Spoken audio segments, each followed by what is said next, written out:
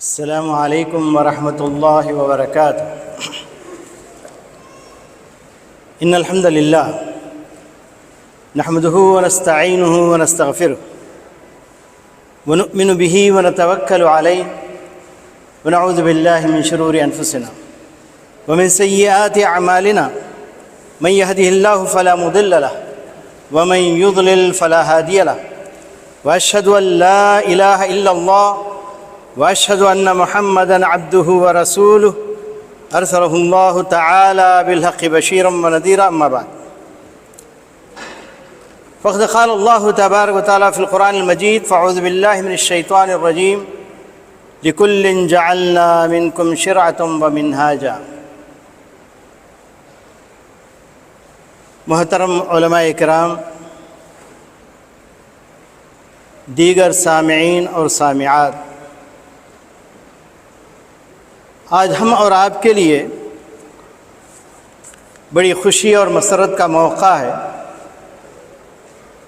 کہ ہم اس عالیشان حال میں اللہ اور اس کے رسول کی باتیں سننے کے لیے بیٹھے ہوئے ہیں۔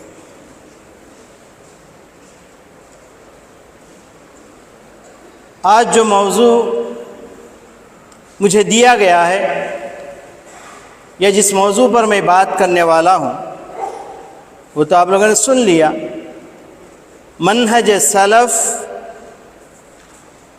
اور اس کی کچھ خصوصیات۔ لفظ منہج سلف آج کل ہم بہت زیادہ سن رہے ہیں۔ علماء تو علماء، عوام کی زبان پر بھی منہج سلف آ چکا ہے۔ منہج سلف لے کر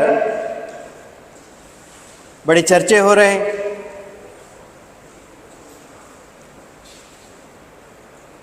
تو ایسے موقع پر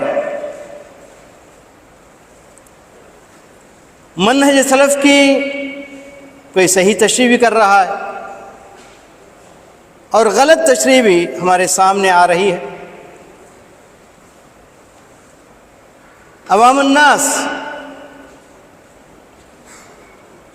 بعض تو ان میں سے وہ ہیں جو غالباً منہج کے میم سے بھی واقف نہیں، وہ لوگ بھی آج کل منہج پر بات کرنے لگے۔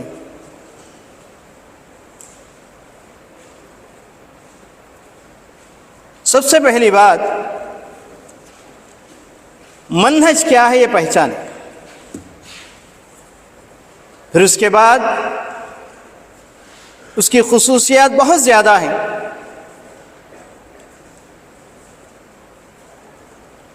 میں نے اپنے تعلیمی دور میں منہج سلف کی تقریباً 25 خصوصیتیں میں نے جمع کی، 25 صفات میں نے جمع کی۔ ان کے تو منہج سلف کے تقاضے کہیے، منہج سلف کی صفات کہیے، میں نے ان کو منہج سلف کے ضوابط کا نام میں نے دیا۔ ان میں سے جو صرف 10 صفات میں لے کر آیا ہوں، چونکہ موضوع علمی موضوع ہے اس لیے بہتر سمجھتا ہوں کہ منہج سلف کی تشریح کے بعد یہ ایک صفت بڑی تفصیل کے ساتھ،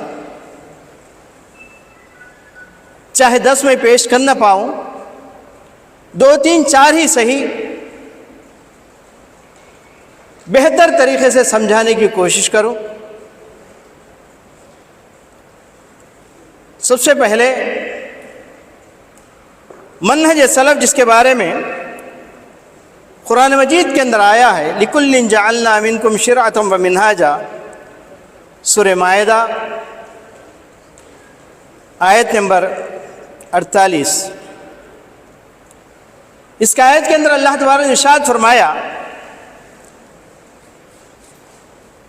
تم میں سے ہر ایک کو یا تم میں سے ہر امت کو ہم نے یہ ایک شریعت دی اور ایک منہج دیا۔ لفظ منہج عربی زبان میں نہج ینہج نہجن، منہجن و منہاجن، کبھی نہج کہا جاتا ہے، کبھی منہج کہا جاتا ہے، کبھی منہاج کہا جاتا ہے۔ اس سے کیا مراد ہے؟ منہج سے یہاں مراد شریعت دینے کے بعد اس شریعت کے اوپر چلنے کا طریقہ اللہ تعالیٰ نے سکھایا، اور یہ طریقہ شروع ہی سے تھا۔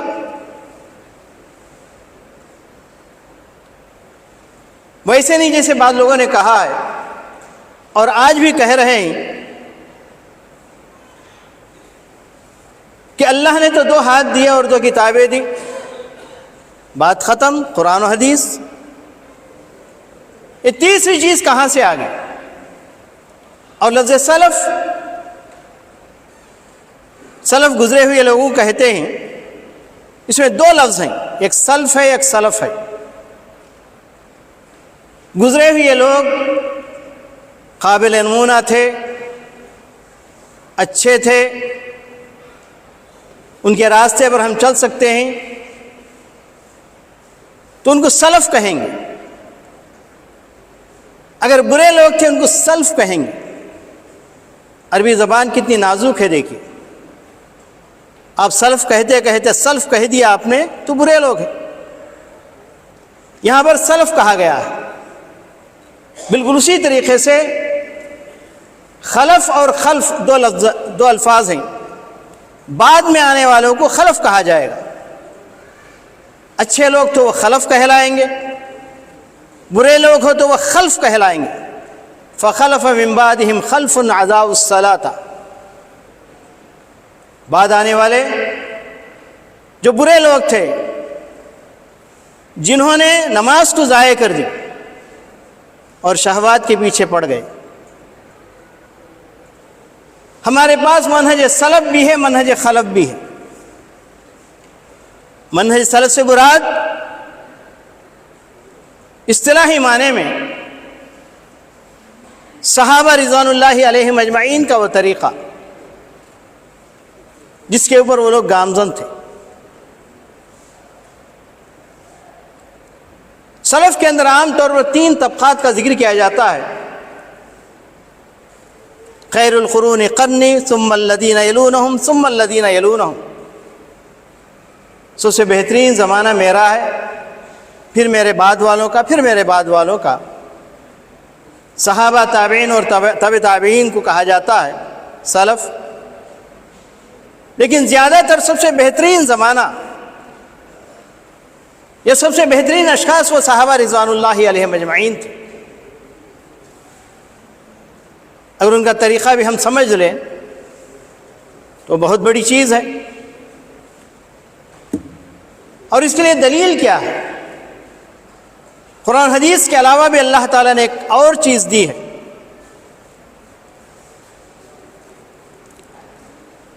اللہ تبارک و تعالیٰ نے اس منہج سلف کو قرآن مجید میں مختلف الفاظ سے یاد کیا ہے۔ قرآن و حدیث کے اندر وَمَن يُشَاقِقِ الرَّسُولَ مِن بَعْدِ مَا تَبَيَّنَ الْهُدَى وَيَتَّبِعْ غَيْرَ سَبِيلِ الْمُؤْمِنِينَ، اور جو شخص رسول کی مخالفت کرتا ہے بعد اس کے کہ اس کے اوپر ہدایت واضح ہو گئی، اور وَيَتَّبِعْ غَيْرَ سَبِيلِ الْمُؤْمِنِينَ، مومنین کے راستے کے علاوہ دوسرا راستہ اختیار کرتا ہے۔ یہاں پر مومنین کے راستے سے مراد صحابہ رضوان اللہ علیہم اجمعین کا راستہ ہے۔ مفسرین اس کے اوپر اتفاق کیا، اور یہ آیت منہج کی طرف اشارہ کر رہی ہے، بلکہ منہج کی طرف دلالت کر رہی ہے۔ صحابہ رضوان اللہ علیہم اجمعین نے جب پیارے نبی صلی اللہ علیہ وسلم سے یہ سنا، وَمَن يَعِشْ بَعْدِي، فسیر اختلافا کثیرا، میرے بعد جو زندہ رہے گا بہت سے اختلافات دیکھے گا۔ تو اس وقت صحابہ رضوان اللہ علیہم اجمعین نے پوچھا اس اختلافات کے زمانے میں ہم کیا کریں؟ تو پیارے نبی صلی اللہ علیہ وسلم نے امت کو نصیحت کرتے ہوئے کہا اس چیز کو مضبوطی کے ساتھ پکڑ لو، ما انا علیہ و اصحابی، ما انا علیہ اليوم و اصحابی۔ ترمذی کی روایت ہے، اس کے اندر پیارے نبی صلی اللہ علیہ وسلم نے منہج سلف کو واضح کر دیا۔ اگر یہ کہہ دیتے کہ میں جس راستے پر ہوں اسی راستے پر چلو تو بات پوری ہو جا سکتی تھی، لیکن اپنے ساتھ اپنے صحابہ رضوان اللہ علیہم مجمعین کو بھی جمع کیا۔ تو یہ ہے منہج سلف، یہ ہے حق کا معیار۔ چنانچہ شیخ الاسلام تیمیہ رحمۃ اللہ علیہ کہتے ہیں کوئی بھی اس دنیا کے اندر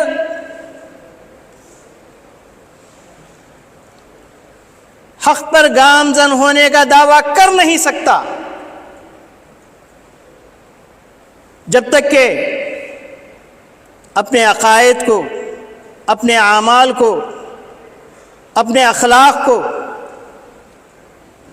ما انا علیہ اليوم و اصحابی کے معیار پر تول کر نہ دیکھ لے۔ اگر ہمارے اعتقادات، ہمارے اعمال اور ہمارے اخلاق صحابہ رضوان اللہ علیہم اجمعین کے طریقے پر ہیں تو ہم کامیاب ہیں۔ فَإِنْ آمَنُوا بِمِثْلِ مَا آمَنْتُمْ بِهِ فَقَدْ اهْتَدَوْا۔ اگر یہود و نصارہ ویسے ایمان لاتے جیسے صحابہ رضوان اللہ علیہم اجمعین ایمان لائے تو وہ ہدایت پر ہونے کا دعویٰ کر سکتے ہیں، ہدایت پر آ سکتے ہیں۔ صحابہ رضوان اللہ علیہم اجمعین کے ایمان کو یہاں کسوٹی قرار دیا گیا۔ تو یہ ہے منہج سلف۔ امام مالک رحمۃ اللہ علیہ نے ارشاد فرمایا جس طریقے سے طوفان نوح جب برپا ہوا وہاں ایک ہی کشتی نجات کے لیے موجود تھی، وہ نوح، کشتی نوح، وہی سفینۃ النجات تھی۔ اختلافات کے سیلاب میں، اختلافات کے طوفان میں اگر کوئی کشتی آپ کو بچا سکتی ہے وہ ہے ما انا علیہ اليوم و اصحابی کی یہ کسوٹی۔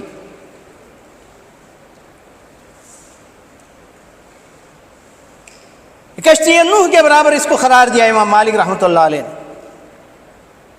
تو اس لیے اس منہج سلف کو آج اجاگر کرنے کی بڑی سخت ضرورت ہے۔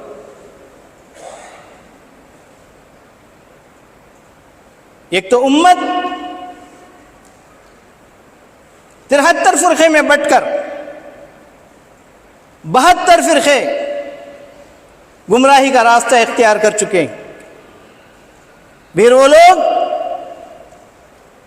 اپنے آپ کو طائف منصورہ سمجھ رہے ہیں، وہ بھی منہج کو چھوڑ کر ادھر ادھر بھٹک رہے ہیں۔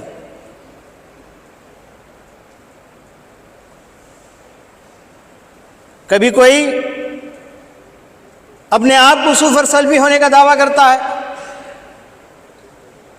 کبھی کوئی اپنے آپ کو جماعت المسلمین ہونے کا دعویٰ کرتا ہے اور اپنے آپ کو سمجھ رہے ہیں کہ ہم حق پر ہیں۔ لیکن یاد رکھیے جب تک منہج کو نہیں پہچانیں گے، منہج کی صفات کو نہیں جانیں گے، آپ حق کے راستے سے کبھی بھی بھٹک سکتے ہیں۔ آج کوئی غامدی کے پیچھے پڑا ہوا ہے، کبھی کوئی برادر مرزا کے پیچھے پڑا ہوا ہے، پتہ نہیں کون کدھر کدھر جا رہے ہیں۔ ایسے موقع پر آج علماء اہل حدیث کو میں اس بات کی دعوت دیتا ہوں منہج سلف کو لوگوں کے سامنے اجاگر کرے. یہاں سے ڈاکٹریٹ کی ڈگری لینے کے بعد منہج سلف پر میرا محاضرہ دلی کے مرکز میں ہوا تھا. اللہ تعالیٰ جنت نصیب کرے.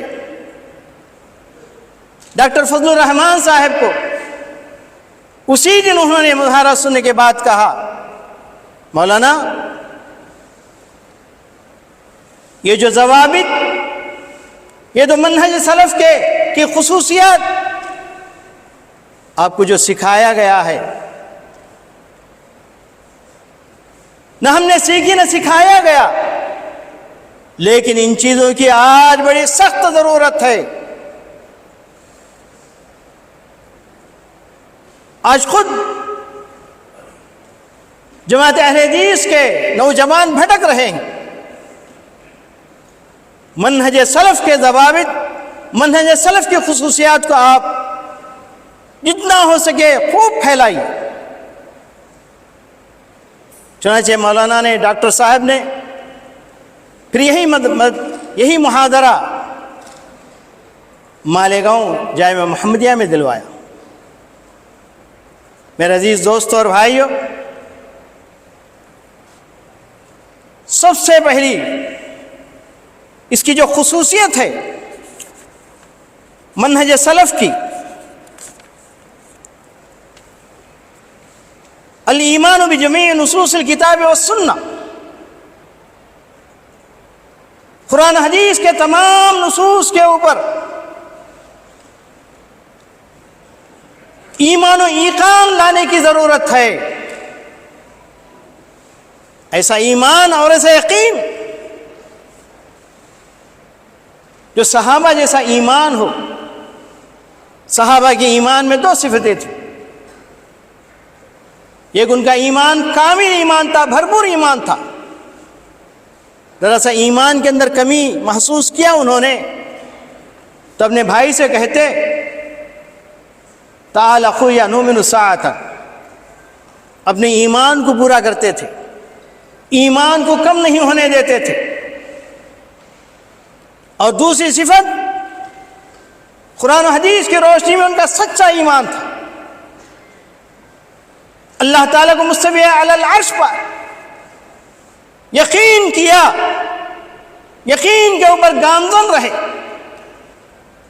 اللہ فوق کل شیء بائن عن خلقہ، اللہ تعالیٰ ہر چیز کے اوپر ہے، ہر چیز سے الگ ہے. میرے عزیز دوستوں اور بھائیوں، قرآن حدیث کے اوپر یقین امت کے اندر جیسے جیسے کم ہوتا گیا، کچھ علماء نے منہج خلف بنا کر اس کے اندر ایسے ایسے ضوابط گھڑے. کہا القرآن وإن كان خطئ الثبوت ولكن ظني الدلالة، الآحاد ظنی الثبوت ظنی الدلالہ. قرآن حدیث کے معیار کو گرا دیا. کہا کہ قرآن و حدیث یقین کا فائدہ دے نہیں سکتے، صرف گمان کا فائدہ دیتے ہیں. اور جب سے منہج سلف کے ضابطے کو چھوڑ کر منہج خلف کے ضابطے کی طرف آئے، لوگ پوچھنے لگے کیا اللہ تعالیٰ عرش عظیم پر ہے؟ لوگ پوچھنے لگے کیا قبر کے اندر عذاب حق ہے؟ سبحان اللہ. صحابہ رضوان اللہ علیہم اجمعین کا ایمان، وَلَوْ كُشِفَ الْحِجَابُ لَمَا ازْدَادُوا إِيمَانًا قَطُّ. اللہ کے رسول صلی اللہ علیہ وسلم نے جتنی باتیں بتائی ہیں، چاہے غیب کے بارے میں ہو اور آئندہ آنے والی پیشین گوئیوں کے بارے میں ہو، اتنا یقین تھا، اتنا یقین تھا. اگر غیب کے پردے چاک کر دیے جاتے جنت و جہنم کو لا کر سامنے رکھ دیا جاتا، پھر بھی ان کے ایمان میں ذرا برابر زیادہ ہونے کی گنجائش باقی نہیں تھی۔ اسی لیے شیخ الاسلام تیمیہ رحمۃ اللہ علیہ نے کہا قرآن حدیث بھائی اتنا یقین رکھو، اتنا یقین رکھو، اتنا یقین آپ کے تجربات پر نہ ہو، آپ کے مشاہدات پر نہ ہو۔ میرے عزیز دوستو، آپ اس دیوار کو دیکھ رہے ہیں، بظاہر سفید نظر آ رہی ہے، ہو سکتا ہے ہماری آنکھیں دھوکہ دے، لیکن اللہ اور رسول کی باتیں جو قرآن و حدیث کے اندر ہیں اس کے اندر کوئی دھوکہ نہیں۔ کبھی بات ہمارے سمجھ میں آ جاتی ہے، کبھی بات سمجھ میں نہیں آتی، پھر بھی ان باتوں پر یقین رکھنا ہے۔ شیخ الاسلام تیمیہ رحمۃ اللہ نے کیا بہترین بات بتائی ہے، قرآن حدیث کی باتوں میں اگر کوئی بات ہمیں سمجھ میں نہیں آئی، کہا نتہم عقولنا ولا نتہم نصوصنا، ہم اپنی عقلوں کو متہم ٹھہرائیں گے، عقل تو اللہ اور اس کے رسول کی بات کو نہ سمجھ سکی، لیکن میرے اللہ کی باتیں اور میرے رسول کی باتیں کبھی بھی غلط نہیں ہو سکتی۔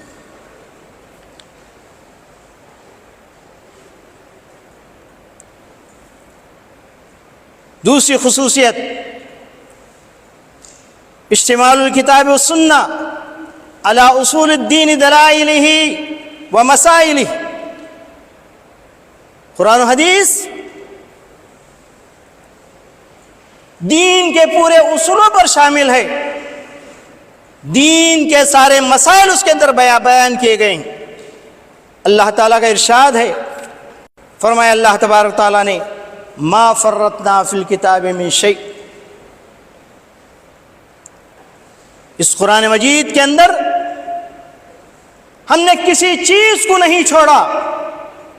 امام احمد بن حنبل کہتے ہیں رحمہ اللہ، جب فتوحات کا زمانہ آیا، ساری دنیا میں اسلام پھیلا، صحابہ رضوان اللہ علیہ مجمعین پوری دنیا میں پھیل گئے، ہر قسم کے مسائل پیش آئے، تو اس وقت انہوں نے سارے مسائل کو قرآن و حدیث کے ذریعے حل کیا، اجماع اور قیاس کی طرف بہت کم ہی جایا کرتے تھے۔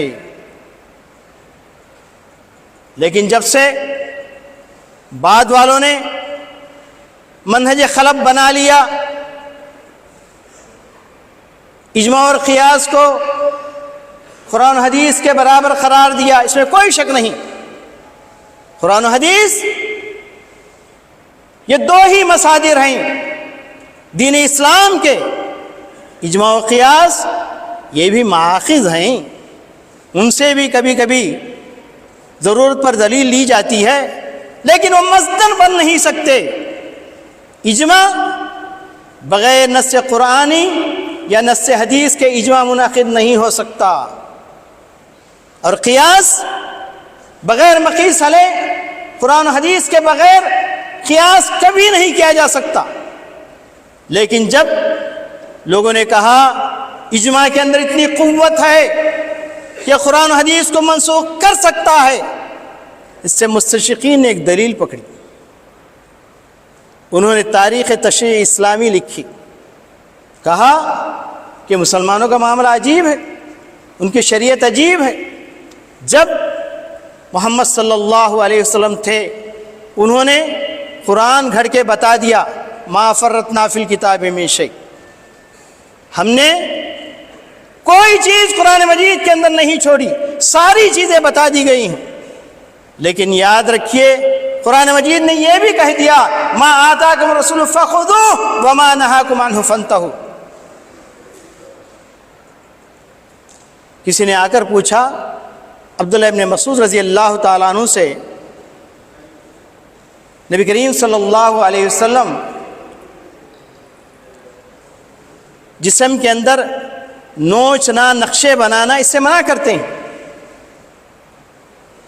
اللہ تعالیٰ نے کہا ما فرطنا فی الکتاب من شیء، یہ چیز کہاں ہے بتائیے، قرآن مجید میں کہاں ہے؟ تو عبداللہ بن مسعود رضی اللہ تعالیٰ عنہ نے کہا کہ جاؤ قرآن پڑھو، قرآن مجید کے اندر ضرور پاؤ گے۔ پورا قرآن پڑھ کے وہ شخص عبداللہ بن مسعود رضی اللہ تعالیٰ عنہ کے پاس آیا، میں نے پورا قرآن پڑھ لیا لیکن کہیں بھی نظر نہیں آیا کہ آپ نے وہ آیت نہیں پڑھی، ما آتاکم رسول فخذوہ وما نہاکم عنہ فانتہوا۔ ہاں میں نے پڑھی ہے۔ تو قرآن کے ساتھ حدیث کو لے کر چلو، اس کے بعد چل کر اور بھی ضابطے آئیں گے اور بھی خصوصیات آئیں گی۔ تقریباً ہمارا وقت ختم ہو چکا ہے، اسی ضابطے کو مزید وضاحت کرتے ہوئے اپنی بات کو ختم کرنا چاہتا ہوں۔ وہ یہ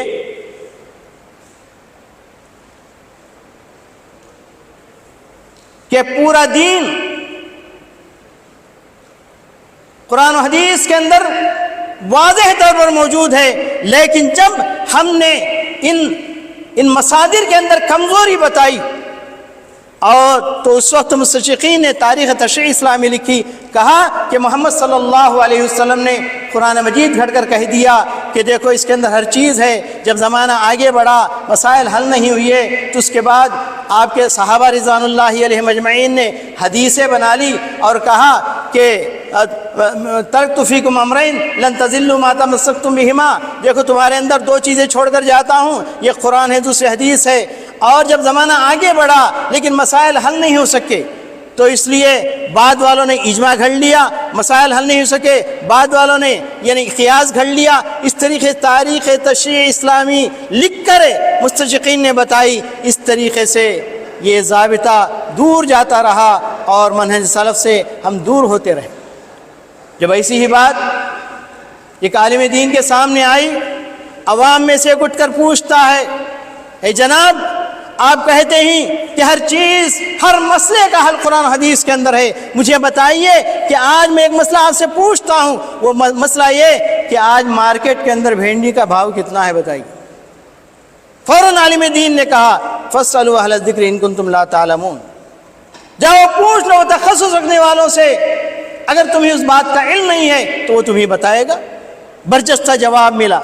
تو اس طریقے سے الحمدللہ بہت سے یعنی ضوابط ہیں، تقریباً میں نے 25 ضوابط اس طریقے سے نقل کر کے میں نے یعنی اپنے پاس رکھے ہیں۔ صرف ایک 10 ضابطے میں نے ایک چھوٹی سی اس کتاب کے اندر ذکر کیا ہے، لیکن آخر چلتے چلتے میں یہ بات بتانا چاہتا ہوں، بڑے بڑے لوگوں کو منہج سلف سمجھ میں نہیں آیا، ان کو سمجھانے کے لیے 12 گھنٹے لگے۔ 2 مدنی حضرات تھے تمل ناڈو کے اندر، ان کے نام لینا ذکر نہیں کرتا، ان کو بات سمجھ میں نہ آئی منہج سلف کیا ہے یا فہم سلف کیا ہے، تیسری چیز کہاں سے لائے ہو۔ ان کے ساتھ میں اور اللہ جنت نصیب کرے ڈاکٹر آر کے نور محمد ایک ساتھ بیٹھے تھے، اور مقابلے میں وہ لوگ تھے ٹیملینس تھے لیکن مدنی حضرات تھے۔ سمجھانا ہم نے شروع کیا، صبح 8 سے رات کے 8 بجے تک ہم برابر منہج سلف کیا ہے اور یہ فہم سلف کیا ہے سمجھاتے رہے، اور آخر میں ان سے یہ بات کہی گئی، دیکھو قرآن حدیث کو خوارج نے سمجھا، معتزلہ سمجھا، جہمیہ نے سمجھا، معطلہ نے سمجھا، مشبہہ نے سمجھا، صحابہ نے بھی سمجھا، جب بات آ جائے تو کس کی سمجھ کو لوگے؟ تو انہوں نے کہا کہ صحابہ کی سمجھ کو لیں گے، بس یہی منہج سلف ہے۔ پھر انہوں نے صبح میں اعلان کر دیا، پورے مساجد کے اندر اعلان کر دیا، قرآن حدیث کو اس وقت تک ہم اس کے اوپر عمل کرنے والے نہیں بنیں گے جب تک کہ فہم صحابہ اور منہج صحابہ کیا ہے ہم معلوم نہیں کریں گے۔ اور سمجھنے کے لیے یہ خاتون نے صرف ایک مثال سے سمجھ لیا۔ ایک مرتبہ ایک پروگرام کے بعد اپنے رشتہ داروں کے ہاں میں گیا ہوا تھا، خاتون کبھی کبھی اجتماعات کے اندر وہ تقاریر کیا کرتی تھی، اس نے پوچھ لیا کہ دیکھیے اللہ تبارک تعالیٰ قرآن مجید میں ارشاد فرماتا ہے یدنین علیہن من جلابیبہن، کہ عورتیں جب باہر نکلیں تو اپنے دوپٹے اپنے گریبانوں پر ڈال لیں۔ جب مفسرین کو ہم دیکھتے ہیں، کوئی کہتا ہے کہ کندھوں پر سے ڈالو سر اور چہرہ کھلا رہے، کوئی کہتا ہے سر پر سے ڈال لو آپ کا چہرہ کھلا رہے، کوئی کچھ کہتا ہے، کوئی کچھ کہتا ہے، آخر صحیح بات کیا ہے؟ تو میں نے اس خاتون سے کہا قرآن مجید کس پر نازل ہوا؟ پیارے نبی صلی اللہ علیہ وسلم پر، اس پر سب سے پہلے کس نے عمل کیا؟ اس آیت کے اوپر صحابیات نے عمل کیا۔ مائی عائشہ اور ام سلمہ رضی اللہ عنہما دونوں کہتے ہیں کہ جب یہ آیت نازل ہوئی تو صحابیات باہر نکلی، تو ان کے چہرے پر پردہ تھا، ان کا چہرہ ڈھکا ہوا تھا، صرف آنکھ سے دیکھتی تھی، اپنے سارے کام کر کے واپس آتی تھی۔ اب فلاں فلاں فلاں کی سمجھ کو لوگے یا صحابیات کی سمجھ کو لیں گے، تو عورت نے کہا کہ صحابیات کی سمجھ کو لیں گے، یہی منہج سلف ہے۔ تو میرے عزیز دوستو، اور بھی اس کی صفات ہیں، اور بھی اس کی خصوصیات ہیں، اور بھی اس کے تقاضے ہیں۔ چونکہ میرا وقت ہو چکا ہے، انہی دو خصوصیات پر میری بات کو ختم کرتے ہوئے اللہ تعالیٰ سے دعا کروں گا کہ اللہ تبارک و تعالیٰ منہج سلف کی خصوصیات کو سمجھنے کی توفیق عطا فرمائے، اور پوری امت کو منہج سلف پر گامزن ہو کر اپنی دنیاوی زندگی اور اخروی زندگی کو کامیاب بنانے کی توفیق عطا فرمائے۔ ربنا تقبل منا انک انت السمیع العلیم وتب علینا انک انت التواب الرحیم وآخر دعوانا الحمد للہ رب العالمین۔ السلام علیکم ورحمۃ اللہ وبرکاتہ۔ ناظرین اکرام، اسلامک ٹی وی اس چینل کو ابھی تک جنہوں نے سبسکرائب نہیں کیا ہے، برائے مہربانی اس چینل کو سبسکرائب ضرور کریں، اور ہر دن کی اپڈیٹ کے لیے اس کے ساتھ ہی ایک بیل، ایک گھنٹی کا نشان آئے گا، اسے آپ ضرور پریس کریں اور اسے دبا کر آپ ہمارے ساتھ تعاون فرمائیں۔ جزاک اللہ خیر۔ السلام علیکم ورحمۃ اللہ وبرکاتہ۔